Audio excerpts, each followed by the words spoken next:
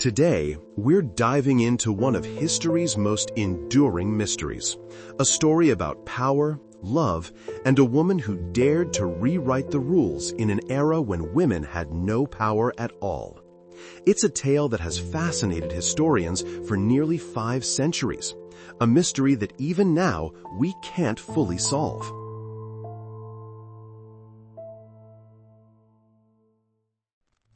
You probably know the name Queen Elizabeth I. She ruled England for 45 years and transformed it from a weak, bankrupt nation into a world power. She defeated the mighty Spanish Armada, presided over the age of Shakespeare, and never lost a major battle, diplomatic or military. But there's one thing that made Elizabeth truly unique, one decision that shocked her world and still puzzles us today. She never married.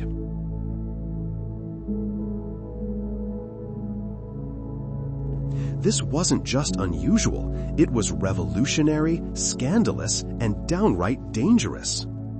In the 16th century, an unmarried queen was considered unnatural, perhaps even against God's will.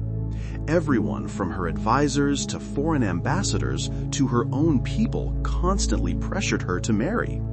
Kings, princes, and nobles across Europe competed for her hand. Yet Elizabeth rejected them all. King Philip II of Spain, Crown Prince Eric of Sweden, multiple French dukes, Austrian archdukes, the list goes on.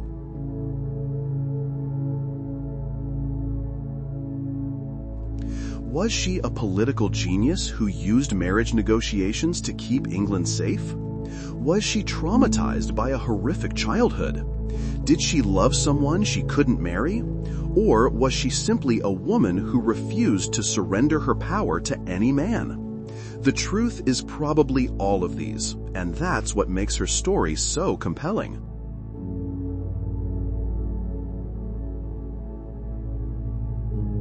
Let me take you back to Tudor England, to a world of intrigue, betrayal, and impossible choices, where a little girl who lost everything became one of the greatest monarchs in history.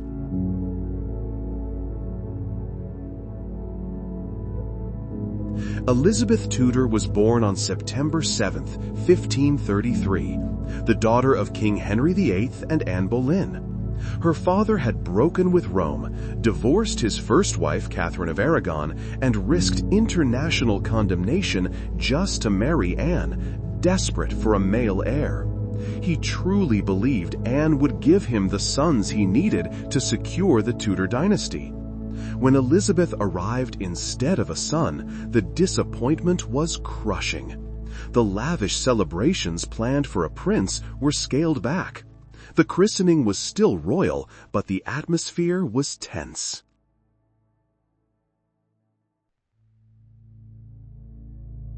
The real tragedy came when Elizabeth was barely 3. Her mother was executed on fabricated charges of adultery, incest, and treason. Modern historians almost unanimously agree these charges were false, manufactured by Henry's chief minister Thomas Cromwell to give the king an excuse to rid himself of Anne and marry Jane Seymour, who he hoped would finally give him a son. For a 3-year-old child, the trauma was incomprehensible. One day she had a mother who loved her, the next, that mother was dead, beheaded by a French swordsman on Tower Green, killed by her own father's order.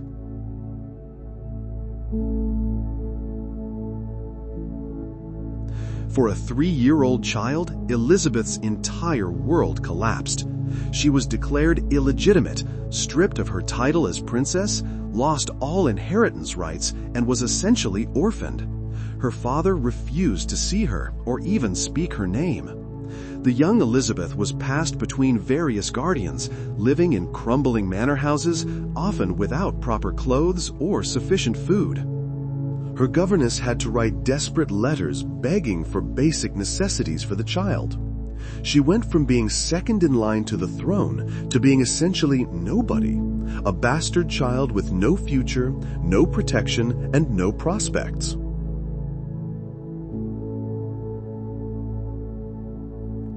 But Elizabeth possessed something remarkable even as a child, an iron will and a brilliant mind. Instead of being crushed by her circumstances, she threw herself into learning with fierce determination. She became a genuine prodigy, mastering multiple languages, including Latin, Greek, French, Spanish, and Italian with near-native fluency. She studied history, theology, mathematics, and the arts. Her tutors, including the renowned scholar Roger Ascham, were amazed by her intelligence, discipline, and dedication. She understood instinctively, even as a child, that knowledge was power, perhaps her only weapon in a dangerous world where being female and illegitimate made her vulnerable.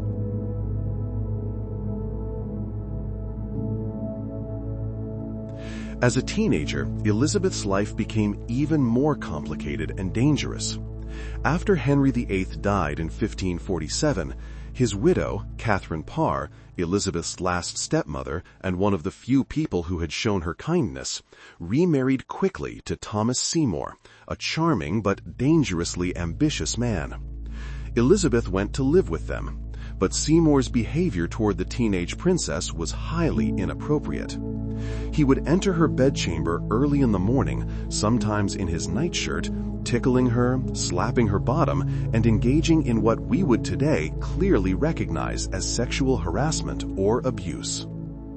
Catherine Parr initially participated in these games, but eventually realized something was wrong and sent Elizabeth away.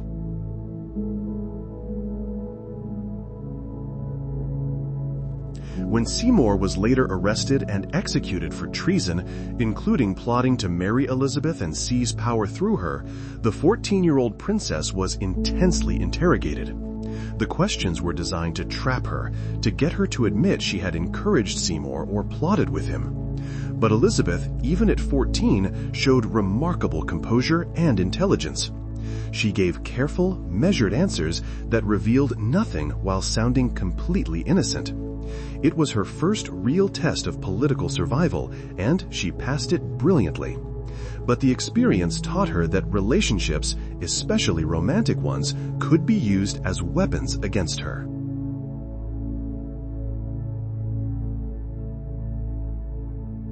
When her Catholic half-sister Mary I took the throne in 1553, Elizabeth's Protestant faith and her position as heir made her an existential threat to Mary's regime. Mary was determined to return England to Rome and reverse her father's religious reforms. She saw Protestants as heretics who threatened not just her throne, but the salvation of England's souls. Elizabeth, raised Protestant and popular with Protestant factions, was the obvious alternative queen if Mary faltered.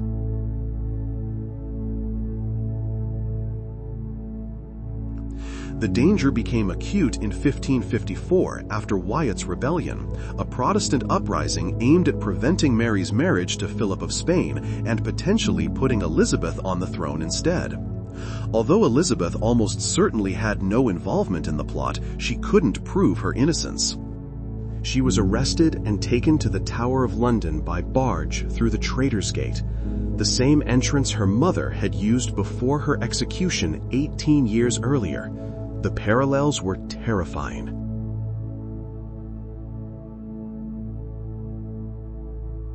For 2 months, 20-year-old Elizabeth was imprisoned in the Tower, interrogated repeatedly, not knowing if each day might be her last.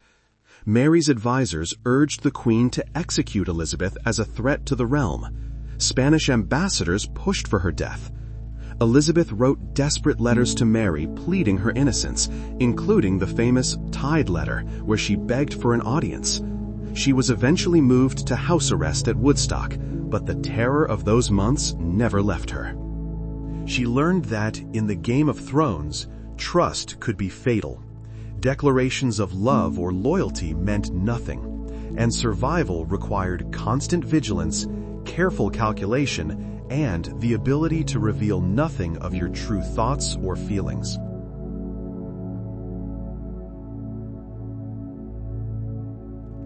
In 1558, Mary I died childlessly, after a reign marked by religious persecution, and Elizabeth became queen at 25.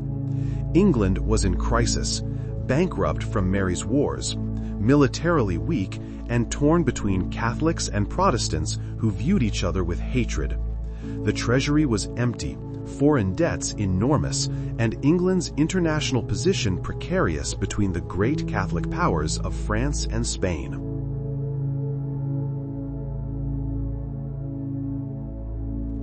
Elizabeth moved carefully from day one. She assembled talented advisors, notably William Cecil, later Lord Burghley, who served her for 40 years. One of her first major decisions was establishing a moderate Protestant Church of England with herself as supreme governor, creating the Anglican Church, a middle way between Catholicism and radical Protestantism.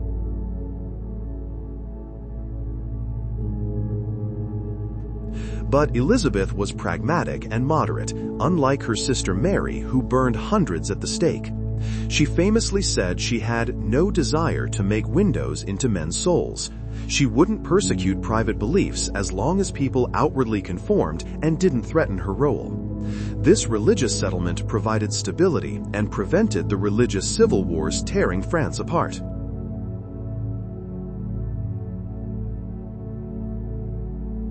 But from day one, everyone obsessed over one question: when would the Queen marry?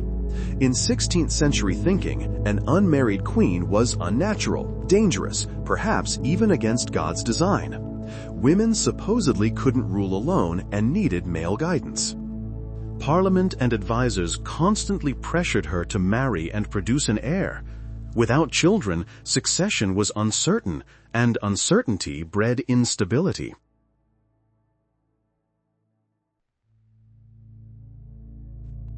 Elizabeth, however, was different. Not superhuman, but the only woman with power to resist these expectations. She was exceptionally beautiful, radiant face, golden red hair, pale skin, graceful figure. She was also brilliant, witty, and charming. She spoke multiple languages fluently, could debate theology with bishops and military strategy with generals. She loved dancing, was an excellent horsewoman, and knew exactly how to use charm and strategic vulnerability to her advantage.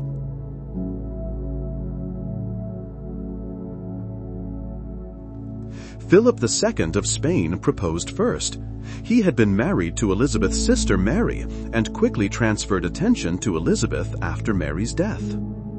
Philip ruled the most powerful empire in the world: Spain, the Netherlands, Italy, and vast American territories. For him, marrying Elizabeth would maintain Spanish influence and might bring England back to Catholicism.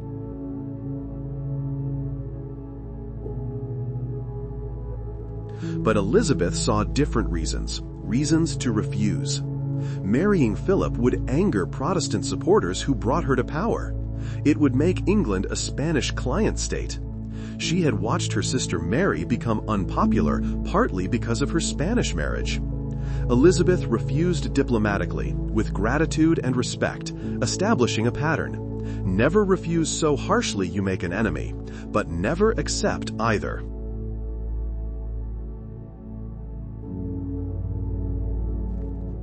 Other suitors followed rapidly. Archdukes from the Holy Roman Empire, Swedish princes, Austrian nobles, French dukes, all proposed. Elizabeth considered, hesitated, asked for more information, required visits, which rarely happened, found obstacles, but never closed the door. Her advisors were often frustrated by her indecision, but her strategy was brilliant. As long as she might marry any powerful suitor, their countries stayed friendly, hoping for alliance. The moment she definitively rejected them, they might become enemies.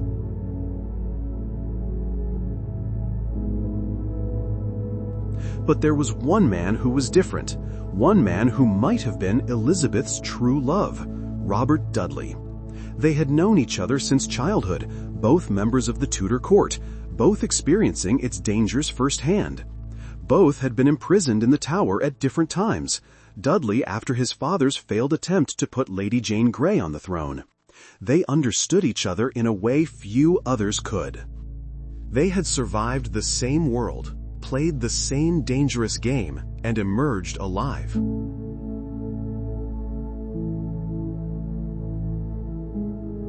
When Elizabeth became queen, one of her first acts was to make Dudley her master of the horse, a position that required him to be constantly at her side during royal processions and ceremonies. It quickly became clear this wasn't just about horses. Dudley was devastatingly handsome, tall, with thick black hair, dark eyes, athletic build, and the kind of charisma that made people notice him in any room. He was charming, witty, cultured, and athletic. He could dance as well as Elizabeth, ride as well as she did, and match her wit in conversation.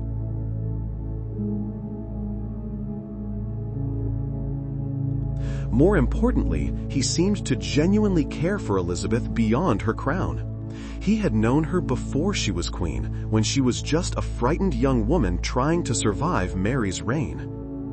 There was an intimacy between them that went beyond formal court relationships. He called her by pet names in private. She gave him nicknames in return. They had inside jokes and shared memories from childhood.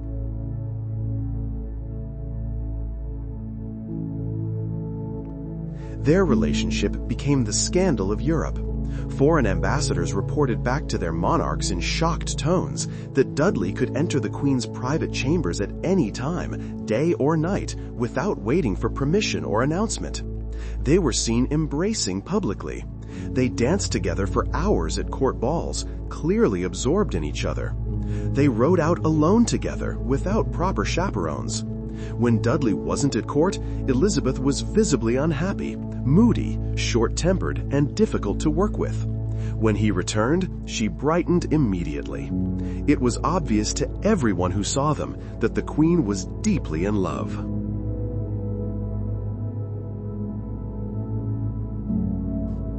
But there was one insurmountable problem. Robert Dudley was already married. His wife, Amy Robsart, lived quietly in the country while Dudley pursued his court career and his relationship with the Queen. This was awkward, but not fatal. Many courtiers had wives they rarely saw. The situation became explosive in September 1560 when Amy Robsart was found dead at the bottom of a staircase at Cumnor Place with a broken neck.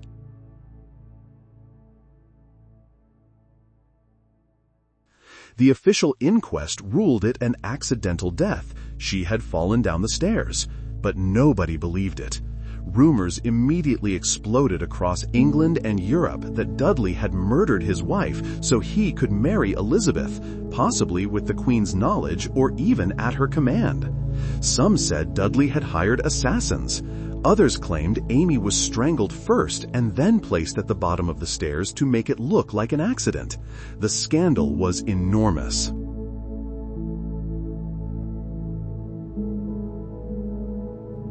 Whether the rumors were true or not, and most modern historians think Amy's death probably was accidental, possibly caused by cancer that had weakened her bones, they made marriage between Elizabeth and Dudley politically impossible.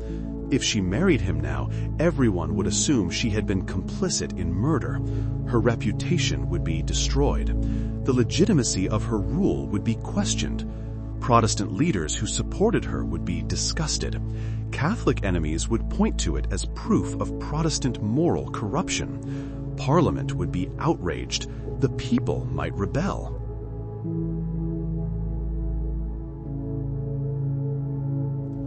Elizabeth understood all of this with painful clarity. She loved Dudley, perhaps the only man she ever truly loved, but she was queen first, woman second. Her personal desires had to be subordinated to political reality. So instead of marrying him, she made him Earl of Leicester in 1564, gave him vast lands and income, and kept him close as her favorite courtier and advisor for decades. She made him a member of her Privy Council. She gave him important diplomatic and military assignments. But she would not give him the one thing he wanted most, herself as his wife and the crown as his own.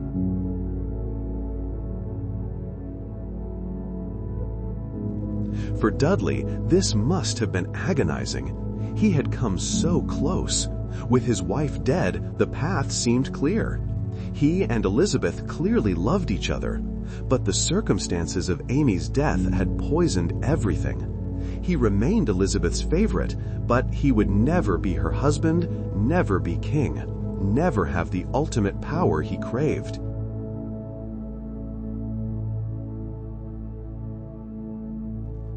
Eventually, reality set in for both of them. Dudley began having affairs with other women at court, including Lettice Knollys, a beautiful and ambitious courtier. In 1578, he secretly married Lettice, knowing Elizabeth would be furious. When Elizabeth found out, her rage was spectacular. She reportedly tried to have Lettice sent to the Tower. She banished her from court forever. She never fully forgave Dudley, though she eventually allowed him back into her presence. The betrayal cut deep, not just because he had married, but because he had married someone else when he couldn't marry her.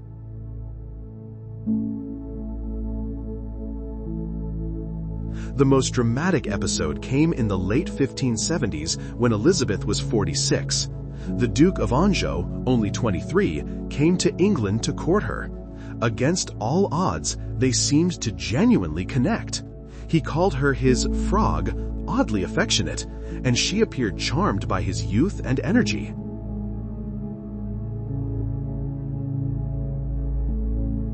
For years, this courtship continued with serious negotiations about marriage contracts and Anjou's role in England.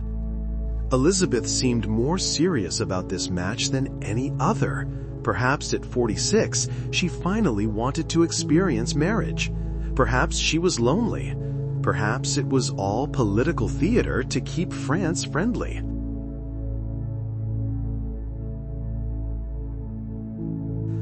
Parliament debated extensively. Many opposed. The age difference, Anjou was Catholic and French. He'd require massive payments and significant power. Others supported a French alliance against Spain and hoped Elizabeth might still produce an heir.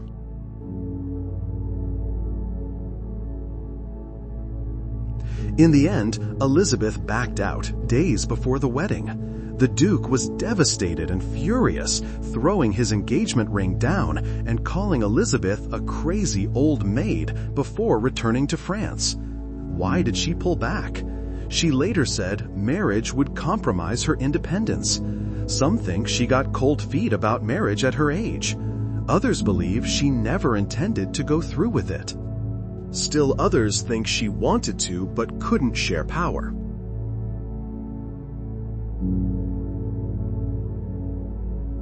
After this, Elizabeth made her famous speech to Parliament. She said she no longer needed to choose a husband because she had made her choice at coronation. I have already joined myself in marriage to a husband, namely the Kingdom of England. She held up her coronation ring, saying this represented her marriage to her people. She would be content to have inscribed on her tomb that she lived and died a virgin.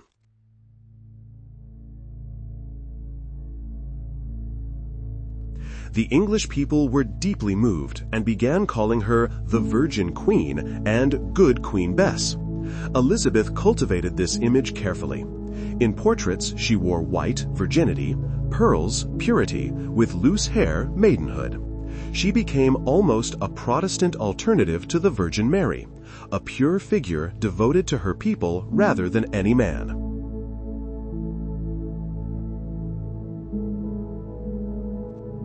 So, why didn't Elizabeth marry? Nearly 5 centuries later, we still can't say definitively, but historians have developed compelling theories.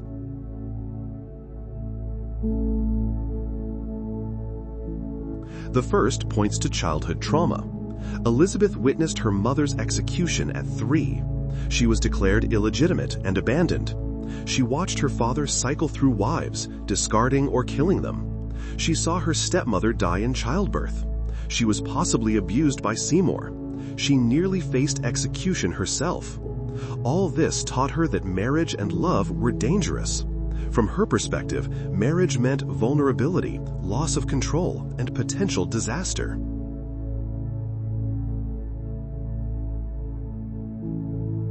The second theory is political strategy. In 16th century law, a married woman came under her husband's authority. Her property became his. Her decisions needed his approval. Even a queen's authority might be superseded by her husband's. Elizabeth had fought too hard for the throne to surrender real power. She retained absolute authority by staying unmarried. Moreover, she brilliantly used possible marriage as a diplomatic tool, keeping great powers friendly by maintaining hope for alliance.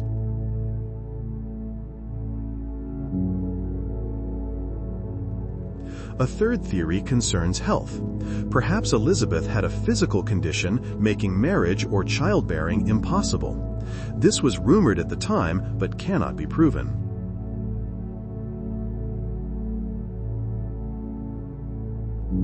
The fourth is romantic. Perhaps Elizabeth loved Dudley so completely that she couldn't marry anyone else. After his wife's death made marriage impossible, maybe she decided to remain single rather than settle.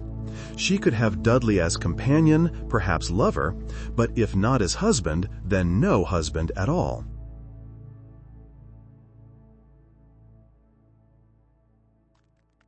The truth is probably a combination of all these factors. Human motivations are rarely simple, and Elizabeth was extraordinarily complex. Childhood trauma, political strategy, practical considerations, personal feelings, all likely influenced her choice to remain the Virgin Queen.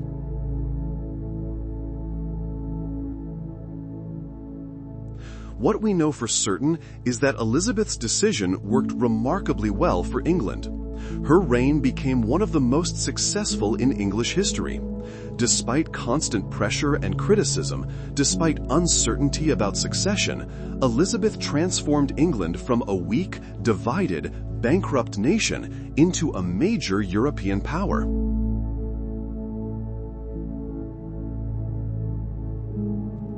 The defeat of Spain's Armada in 1588 was her defining moment. When the most powerful military force in the world sailed toward England, Elizabeth rallied her troops at Tilbury wearing armor on a white horse. "I know I have the body of a weak, feeble woman, but I have the heart and stomach of a king." The Armada's defeat made Elizabeth a legend and England a serious naval power.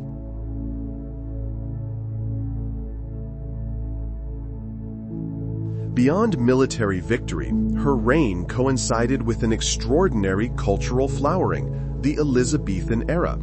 William Shakespeare wrote most of his plays during her reign. Christopher Marlowe revolutionized drama. Edmund Spenser wrote The Faerie Queen as an allegory celebrating Elizabeth. Francis Bacon laid foundations for modern science. Elizabeth actively encouraged this renaissance, loving theater and music, supporting artists, and creating a court culture that valued learning and achievement.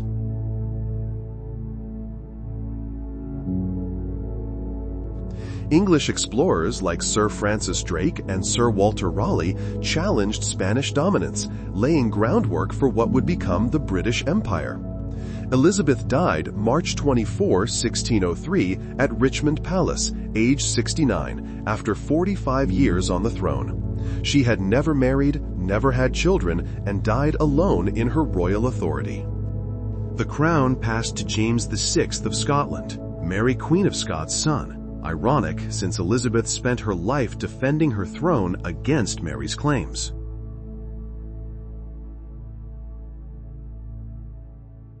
Looking back at Elizabeth's life from our modern perspective, what strikes me most is how relevant her struggles still are.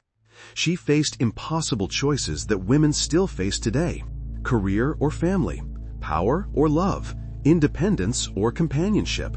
Can you have it all, or must you choose?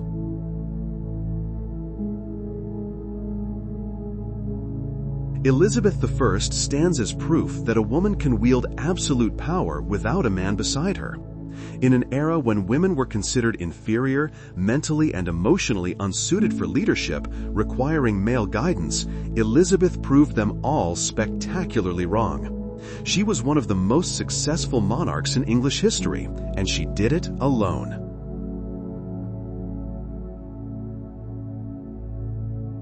But we also need to acknowledge what it cost her. Elizabeth was human, with normal desires for love and companionship. She clearly loved Robert Dudley and was heartbroken when marriage became impossible. Yet she subordinated all of that to her role as queen. She chose duty over happiness, power over love. Was that the right choice? Should anyone have to sacrifice so much? As Elizabeth aged, her close friends died. She had no children, no grandchildren. She faced old age alone, still performing her role even as health failed.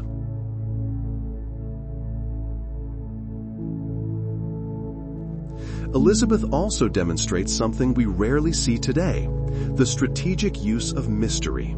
She revealed little, kept everyone guessing, and used that uncertainty brilliantly. In our age of constant transparency, Elizabeth's ability to control her narrative seems almost superhuman.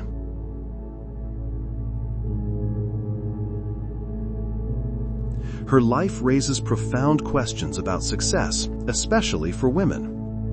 By her era's standards, Elizabeth failed as a woman. No husband, no children. Yet she succeeded spectacularly as a monarch. So what does success mean? Is it meeting society's expectations or achieving your own goals? Elizabeth's life reminds us there are multiple ways to live meaningfully.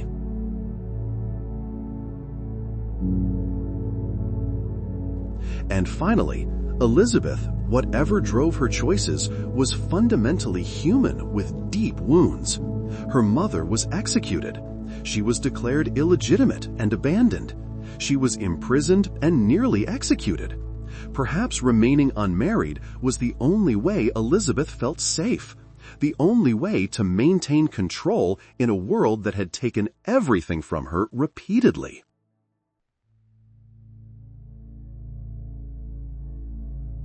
The story of Elizabeth I reminds us that history isn't black and white.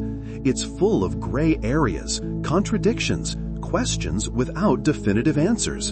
And perhaps that's why, nearly 5 centuries later, we're still fascinated by this story.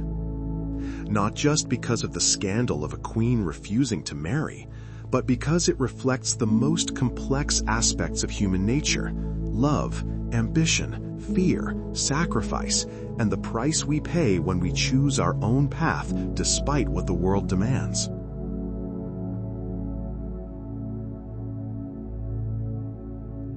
Was Elizabeth I a genius, or was she damaged?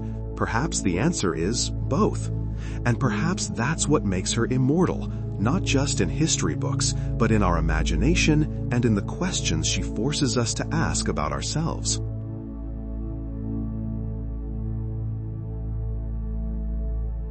The truth about why Elizabeth never married may never be fully known.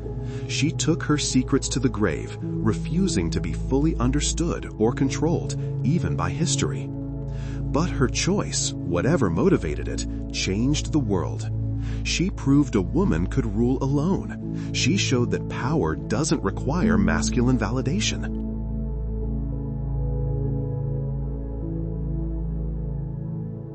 Elizabeth I didn't reject those 10,000 proposals because something was wrong with her. She rejected them because she understood something profound, that for her, freedom was more valuable than any crown a husband could offer. She was already wearing the only crown that mattered.